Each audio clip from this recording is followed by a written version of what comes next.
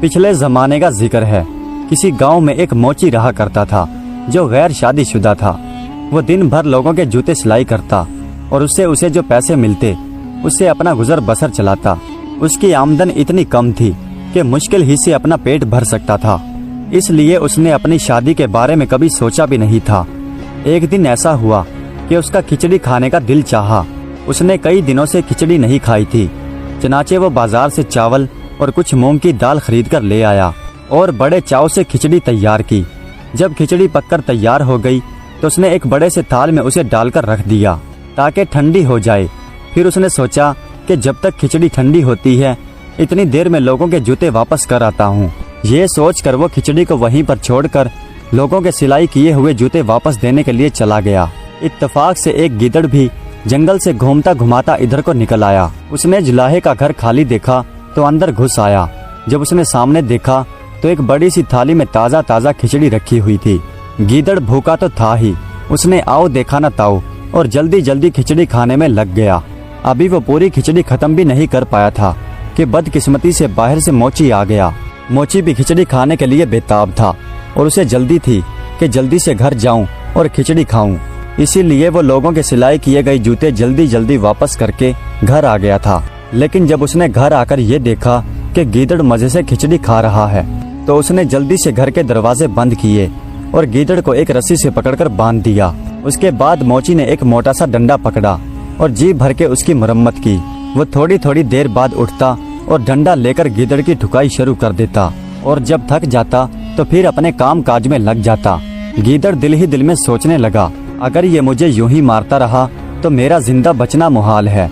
गीदड़ यूं ही मार खाते जा रहा था और वहां से निकलने की तरतीबें भी सोच रहा था, मगर बंधा हुआ था, भाग भी नहीं सकता था, लिहाजा पिट पिटाकर खामोश हो जाता। रात जैसे तैसे गुजर गई और सुबह जब मोची अपने काम पर गया तो गीदड़ सोचने लगा, यही मौका है कुछ ना कुछ करने का, कोई अच्छी तरकीब सोचनी चाहिए। गीदड़ कुछ देर बैठा सोचता रहा और आखिर उसके जहन में एक तरकीब आई। उसने इर्द गिर्द चक्कर लगाकर अपने आप को रस्सी से और भी जकड़ लिया और इस तरह से चीखने लगा जैसे अपने साथियों को बुला रहा हो। जंगल बिल्कुल करीब था, इसलिए जब दूसरे गीदड़ों ने उसकी आवाज सुनी तो वो भी जोर जोर से चीखने लगे। जंगल में जो गीदड़ बोलने लगे थे उनमें एक गीदड़ ऐसा भी था जो उस गीदड़ का दोस्त था, जो खिचड़ी खाकर इस मुसीबत में फंस गया था। उसने जब अपने दोस्त की आवाज सुनी तो वो ये जानने के लिए कि उसका दोस्त कहाँ है तो वो और भी ज्यादा जोर से चीखने लगा। जब उसे इस बात का अंदाजा हो गया कि उसका दोस्त इस गांव में है और उसे ढूंढने के लिए उसी गांव की तरफ आ गया और ढूंढता ढूंढता आखिरकार मोची के घर के पास पहुंच गया। उसने कान लगाकर सुना तो उसकी आवाज उसी मोची के घर से आ रही थी। उसने अंदर झांक कर देखा तो उसका दोस्त रस्सियों से बंधा हुआ था। वो जब उसके करीब पहुंचा उसने अपने दोस्त से पूछा, क्यों दोस्त, तुम यहाँ पर क्या कर रहे हो और तुम यहाँ पहुँचे कैसे? और रस्सियों से बंधे हुए गीदड़ की इस कदर पिटाई हो चुकी थी कि उसका सारा जिस्म सूज चुका था और इस वजह से वो बहुत मोटा ताज़ा दिखाई दे रहा था। जब उसने अपने दोस्त को अपने पास देखा तो उसने अपने दर्द को छुपाने के लिए कदरे मुस्कुराहट के साथ कहा, हम तो ऐश कर रहे हैं दोस्त, तुम तो जंगलों में मारे मारे फिरो। दूसरे गीदड़ ने जब उसे देखा तो वो वाकई मोटा ताज़ा मालूम हो रहा था।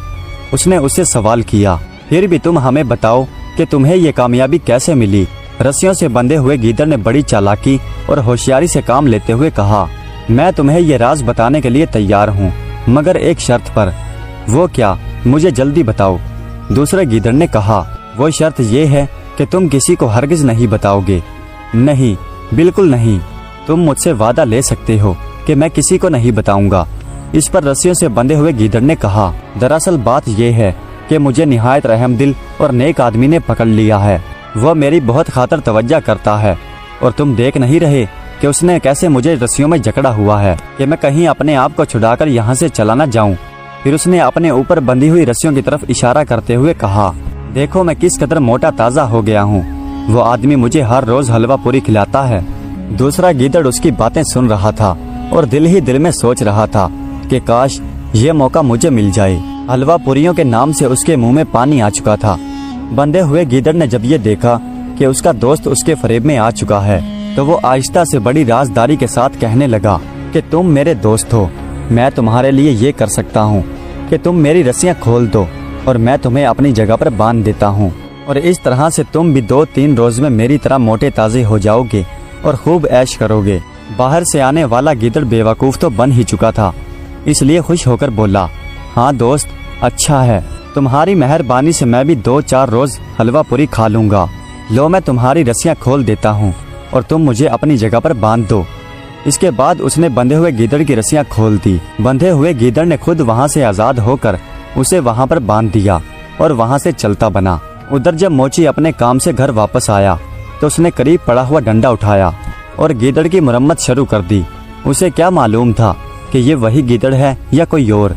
उसने अपना गुस्सा उतारने के लिए गीदड़ पर ऐसी लाठियां बरसाई कि वो चीखता ही रह गया।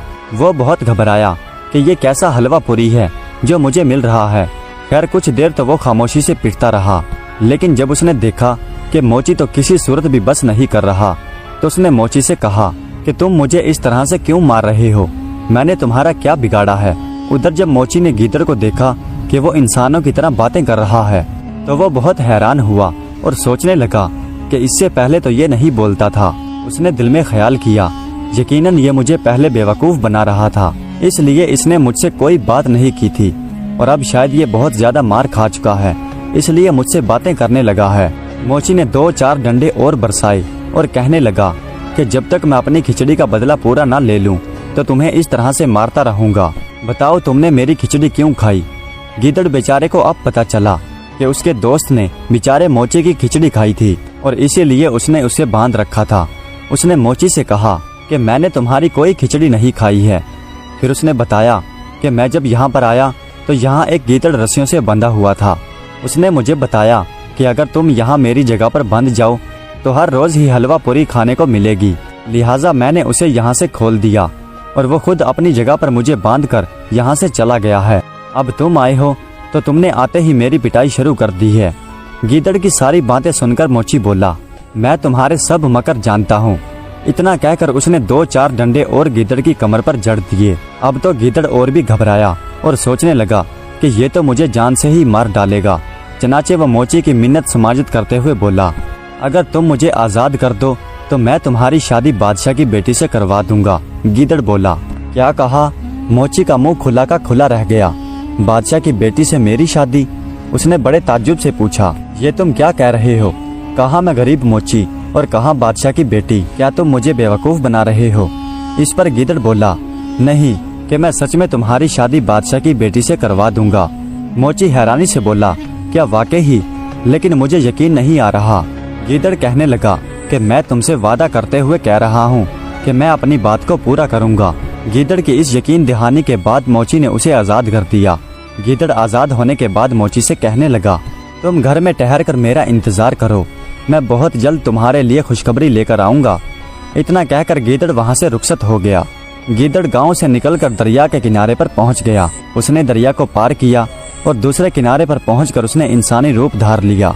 दरिया के उस पार एक दूसरे बादशाह की हुकूमत थी, जिसका महल दरिया से कुछ ही फासले पर वाक़या था। उसने अपने आप को इल्ची बना लिया और बादशाह के दरबार में पहुंच गया। बादशाह ने उसे देखा तो पूछा कि ए अजनबी, तू कौन है और यहाँ किस घर से आया है। जवाब में उसने सर झुकाकर कहा कि बादशाह सलामत, मैं आपके पड़ोसी मुल्क के बादशाह का इल्ची हूँ। बादशाह ने जब ये सुना तो उससे बड़ी इज्जत के साथ पेश आया और उसे अपने पास बैठने के लिए जगह दी और उससे पूछा, ए इल्ची, कहो कि तुम्हारे बादशाह का हमारे लिए क्या पैगाम है। इल्ची ने अदब से कहा कि ए बादशाह, हमारा बादशाह अभी कवारा है और उसने आपकी बेटी के लिए शादी के लिए पैगाम भेजा है। इत्तेफाक की बात थी कि उस बादशाह की एक बेटी थी और वो जवान थी और बादशाह उसके रिश्ते के लिए परेशान था और वो इसी इंतजार में था कि किसी सल्तनत से उसकी बेटी के लिए रिश्ता आए। जब उसने ये देखा कि रिश्ता खुद ब खुद ही आ गया है तो वो बहुत खुश हुआ। उसने इल्ची से कहा कि हमें यह रिश्ता मंजूर है और उसने साथ ही शादी के लिए तारीख भी तय कर दी और इल्ची को बहुत से कीमती तोहफे देकर रुखसत किया। इल्ची वहाँ से रुखसत होकर दोबारा दरिया पर आया और वहाँ पहुँचकर फिर गिदड़ के रूप में आ गया और दरिया पार करके सीधा गांव की तरफ चल दिया। गांव पहुंचकर वो सीधा मोची के घर पहुंच गया। आगे मोची भी उसका मुंतजिर था। उसे देखते ही खुश होकर बोला, क्या खुशखबरी लाए हो। गिदड़ ने बड़े इत्मीनान से जवाब दिया कि तुम्हारी शादी की बात तय हो गई है और फलां तारीख को तुम्हारी शादी है।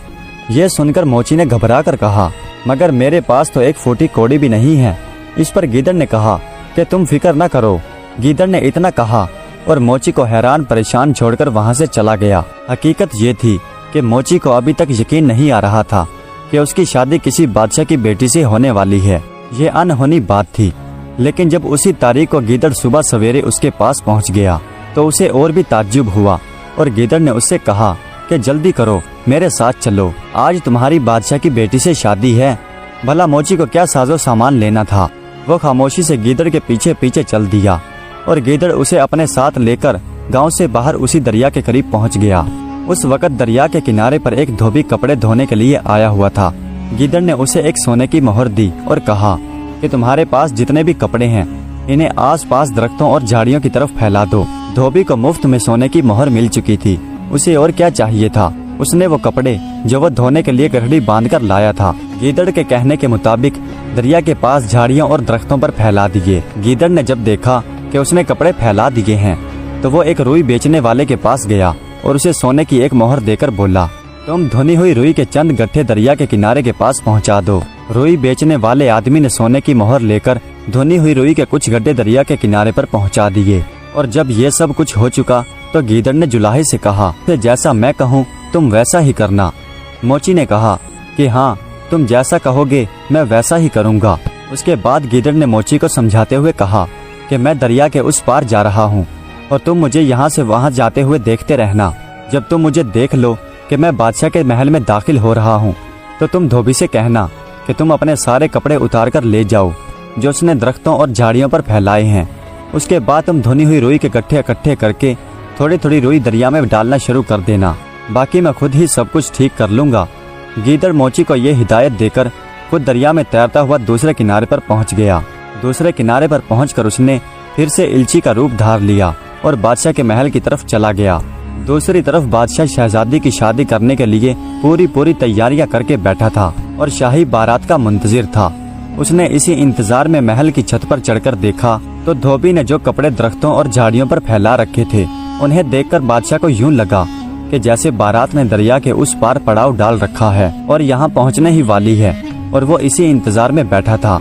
गीदड़ जैसे ही इल्ची के रूप में बादशाह के महल में पहुंचा, पीछे मोची ने गीदड़ की हिदायत के मुताबिक धोबी से कहा कि वो जल्दी जल्दी अपने सारे कपड़े दरख्तों और झाड़ियों पर से उतार ले। इसके बाद ही वो जल्दी जल्दी धुनी हुई रुई के बड़े बड़े गाले दरिया में डालने लगा।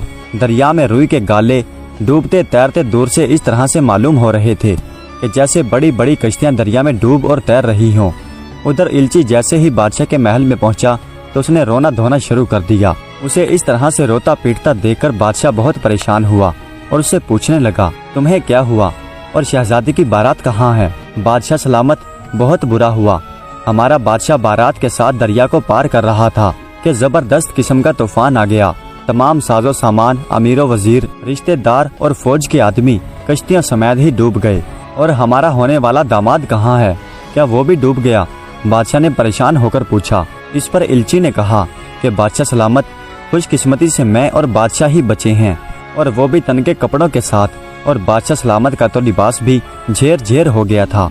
एक गरीब आदमी से कपड़े लेकर उन्हें पहनाए गए हैं, मगर वो इस वक्त है कहाँ? बादशाह ने परेशान होकर पूछा। हजूर, इस वक्त वो दरिया के पार अकेले तन्हो तनहा बैठे हैं। ये सुनते ही बादशाह ने अपने वजीरों और सिपाहियों को हुक्म दिया कि अभी जाएं और पूरी शानो शौकत के साथ हमारे होने वाले दामाद को महल में लाएं। हुक्म की देर थी कि उसी वक्त फौज के सिपाही मोची को लेकर महल में पहुंच गए।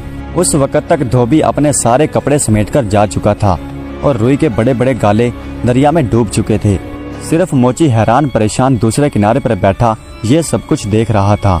उसके बाद मोची को कश्ती के जरिए दरिया पार करवाया गया और बड़ी शानो शौकत के साथ बादशाह के महल में पहुंचा दिया। जब बादशाह ने अपने होने वाले दामाद को जिंदा पाया तो उसे देखकर बहुत खुश हुआ और इस तरह से शहजादी और मोची की शादी बड़ी धूमधाम से कर दी गई। शादी के बाद इल्ची ने बादशाह से कहा कि आलम पना, अगर इजाजत दें तो एक बात अर्ज करूं। बादशाह बोला, जरूर कहो, हमारी तरफ से इजाजत है। इल्ची ने बड़े आदाब के साथ कहा, आलम पना, आपके दामाद का सब कुछ लुट चुका है। माँ बाप, रिश्तेदार, अमीर वजीर सब डूब गए हैं और अब वो बिल्कुल तन्हा हैं और पीछे खबर नहीं कि महल पर भी किसी ने कब्जा कर लिया हो, क्योंकि बारात की तबाही की खबर पीछे पहुंच चुकी थी। इसलिए इनका वापस जाना बेकार है, क्यों ना इन्हें यहीं पर रुकने के लिए मजबूर किया जाए। इत्तेफाक से बादशाह पहले ही से ऐसा सोच रहा था। बादशाह की एक ही बेटी थी और वो उससे बहुत प्यार करता था। उसे इल्ची की ये बात बहुत पसंद आई। उसने दिल में सोचा, इस तरह से उसकी बेटी भी उसके नजरों के सामने रहेगी और मुझे भी सल्तनत में मेरा हाथ बटाने वाला मिल जाएगा। उसने इल्ची से कहा, क्या हमारा दामाद इस बात को मान जाएगा? इल्ची झट से बोला, हजूर ये आप मुझ पर छोड़ दें, मैं उन्हें राजी कर लूंगा। बादशाह खुश था कि अब उसकी बेटी उसकी नजरों के सामने ही रहेगी। चनाचे मोची को वहीं पर एक महल दे दिया गया, जहां मोची शाही शानो शौकत के साथ वहां पर रहने लगा। चंद रोज तक गीदड़ भी वहीं पर इल्ची के रूप में उनके साथ रहा। फिर एक रोज मोची से कहने लगा कि देखो, मैंने तुमसे जो वादा किया था उसे पूरा कर दिया है। अब मुझे इजाजत दो ताकि मैं भी अपने साथियों से जा मिलूं। मोची ने उसे बहुत रोकना चाहा, लेकिन वो ना माना और रुखसत होकर एक बार फिर अपने असली रूप में आकर अपने दोस्तों से जा मिला।